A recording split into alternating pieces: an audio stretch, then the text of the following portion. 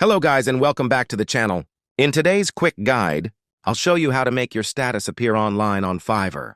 This is super helpful if you want buyers to know that you're active and ready to take orders. So, without wasting any time, let's dive right in. First of all, open the App Store on your phone and in the search bar type Fiverr. If you already have the app installed, make sure it's fully updated to the latest version. Updating is really important because some features, like online status, may not work on older versions of the app.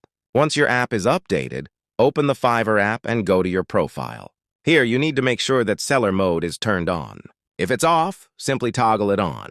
Being in seller mode is essential because the online status feature only works for sellers. After enabling seller mode, scroll down a little and tap on Preferences. In the Preferences section, you'll see the option for online status. Simply toggle it on.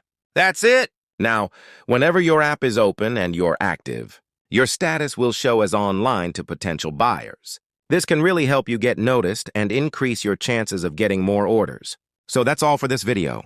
If you found this guide helpful, make sure to like this video and subscribe to the channel for more Fiverr tips and tricks. I'll see you soon in another video with more useful tutorials.